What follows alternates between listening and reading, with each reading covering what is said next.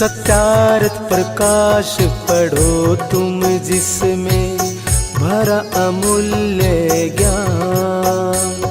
सरल सिद्धांत सुगम रास्ता सत्य वचन लियो मेरे मान। सत्यार्थ प्रकाश पढ़ो तुम जिसमें भरा अमूल्य ज्ञान।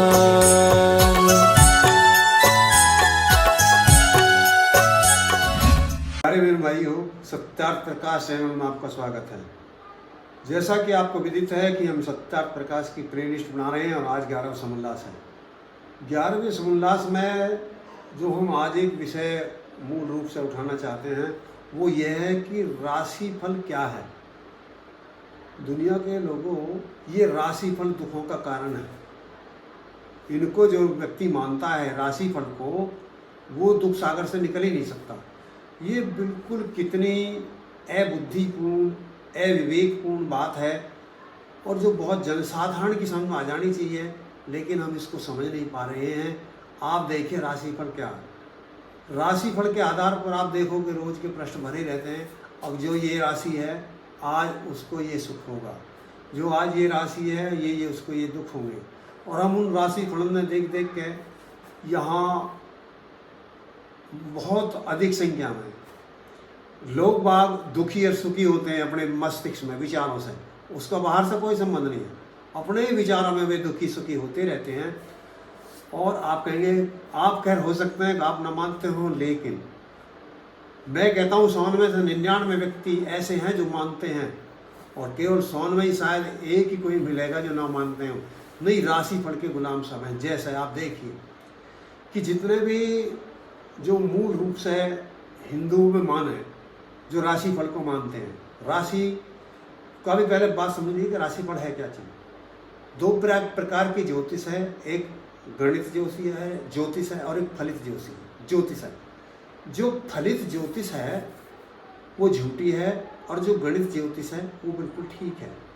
तो आप जितनी भी, अब ये लैपटॉप चलता है, सबला संसार चल रहा है, ये गणित ज्योतिष से चल रहा है। लेकिन जो फलित ज्योतिष है वो सब झूठी है। उसमें क्या है, जैसे विवाह होते हैं, वो क्या फलित ज्योतिष का। अब आपकी जितनी भी शादी हुई होंगी या होने वाली होंगी, तो आप पंडित के पास में जाएंगे और उससे पूछेंगे कि आप बताइए कि हमारा अमुक लड़की है, अमुक लड़का है, इसकी हमें शादी करनी है, तो इसकी शादी करने के लिए कौन सा दिन ठीक है।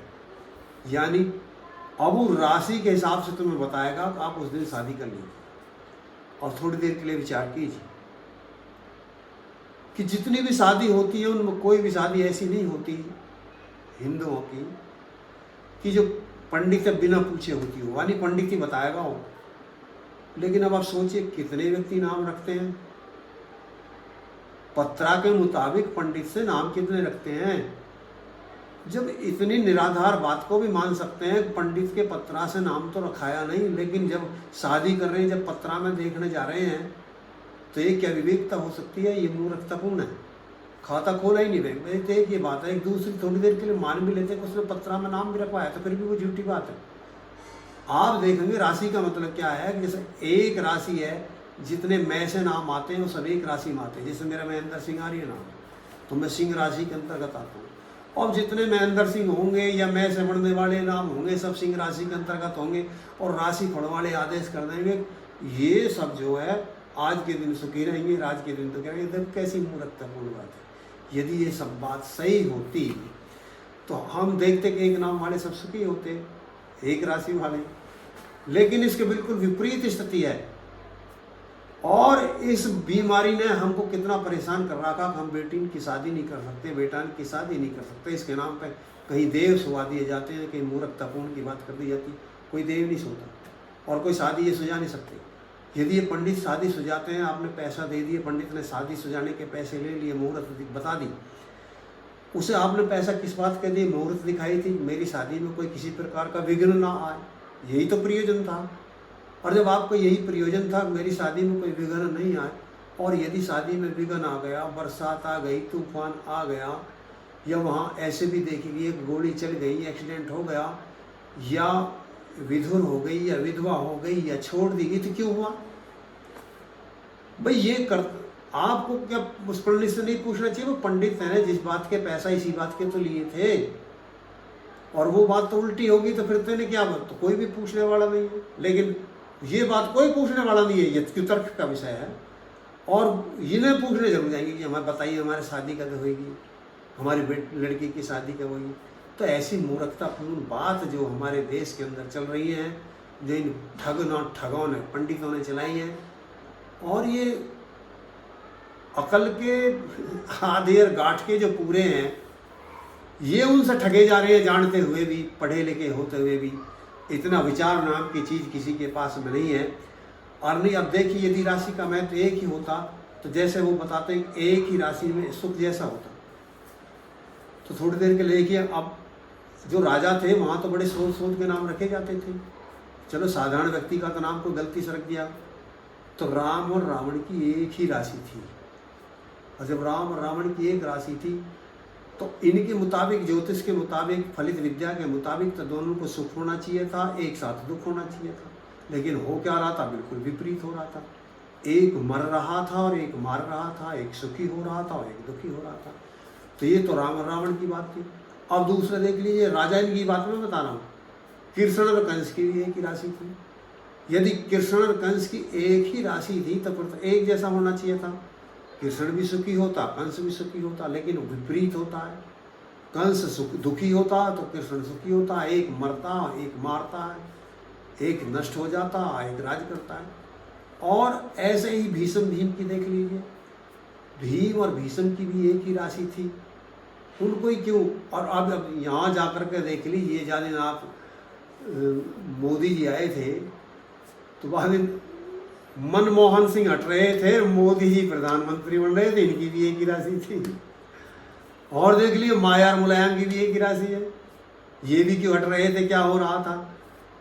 और वहाँ देखेंगे आप हिस्ट्री में जाकर के, सीता की और शूर्पणखा की एक राशि थी, एक की नाक कट रही थी, एक के ऊपर कट रही थी। तो जो बुद्धिजीवी वर्ग है उनको इन बातों पर विचार करना चाहिए, और इन राशि फल के चक्कर से बाहर निकल करके हमको शादी करनी चाहिए, हमको अपने कार्य करने चाहिए। अब ये जो शादी है ये निराधार है, पंडित के पत्रा से शादी कभी सूझ नहीं सकती। शादी लड़की के शरीर से सूझती है जब लड़की 36 वेर रजस्वला हो चुकी होती है। 36 वेर जब रजस्वला हो चुकी होती है, जब वो शादी के योग्य होती है, और वो भी जब होती है जब रजस्वला होने के 4 दिन छोड़ दिए गए हों, वो केवल 16 दिन शादी के योग होते हैं, उन दिन में शादी करी जानी चाहिए। जब वो शादी सूझती है लड़की के शरीर से, न कि वो ढोलक से, बाजे से या पंडित के पत्रा से, इनसे उसका कोई संबंध नहीं है। ये हमारी अवनति का और दुखों का बड़ा मूल कारण है कि हम शादी के इस नाम पर बर्बाद हो रहे हैं। और ऐसी मैंने बहुत बेटी देखी है। एक मैं ऐसे परिवार को जानता हूँ जिसके 2 बेटी हैं और 30-40 साल की लड़की की उम्र हो चुकी है, लेकिन उनको ये कह करके कि ये मंगली है, कि ये मंगली है, कोई उनके साथ शादी करने को तैयार नहीं है। बिल्कुल ये निराधार बात है, इसका कोई संबंध नहीं है।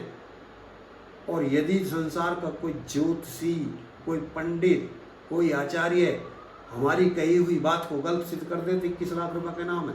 हमारी शास्त्रार्थ की खुली चुनौती है। महर्षि वेद संस्थान के द्वारा कोई भी आकर के शास्त्रार्थ कर सकता है। तो दुनिया के लोगों, इस सत्यता को समझिए, इन भ्रमों से बाहर निकलिए, इन मूर्खतापूर्ण थोड़ा बुद्धि भी लगाइए, कुछ तर्क भी सोचिए। तो ये सौदा केवल आपको आर्य समाज में मिलेगा। बड़े अफसोस की बात है कि लोग बाग आर्य समाज को ये कह के छोड़ देते हैं बिना जाने। देखो ये तो किसी को मानते नहीं, लेकिन संसार में यदि कोई मानता है तो आर्य समाज ही मानता है। क्योंकि यदि आप किसी को बिना जाने मानेंगे तो आप मान नहीं सकते, और आर्य समाज जान कर मानता है। और जो दूसरा समाज है ये बिना माने, ये ऐसा भी हो सकता है कि जिसकी सत्ता ना हो उसे मानने लगे, और जिसकी सत्ता हो उसे ना माने। बिगर सत्ता के को माने और सत्ता वाले को ना माने, यानी जो चीज़ है ही नहीं उसे मानने लगे। लेकिन आर्य समाज के पास में ऐसा नहीं है। जो चीज़ जैसी है उसे ऐसी ही जानता है, ऐसा ही मानता है। तो आप अपनी उन्नति के लिए, प्रगति के लिए, संसार की सत्यता को समझने के लिए आर्य समाज में आइए और सत्यार्थ प्रकाश को पढ़िए। ये 11वां समोल्लास सत्यार्थ प्रकाश का अब लगभग हम समझते हैं, हमने इसको पूरा कर दिया है। अब और ज़्यादा जानकारी आप करना चाहते हैं तो फिर आप इसको पढ़िए या फिर इस पर नीचे टिप्पणी कर दीजिए। और कोई बात आप जानना चाहते हैं, कोई आपको शंका है, उसका आप समाधान चाहते हैं तो हम जरूर करेंगे। और हमारे बहुत साथी हैं, सहपाठी हैं, मूल रूप से एक हमारे रविंद्र आर्य जी हैं, शर्मा जी हैं, जो आपकी हर टिप्पणी का जवाब वो दे देते हैं। आप देखेंगे वो टिप्पणी का जवाब आपको मिलेगा। वो विद्वान व्यक्ति हैं और स्वाध्यायशील व्यक्ति हैं। तो मेरे साथियों, इन बातों के साथ मैं अपनी वाणी को विराम देता हूँ। ओम शांति।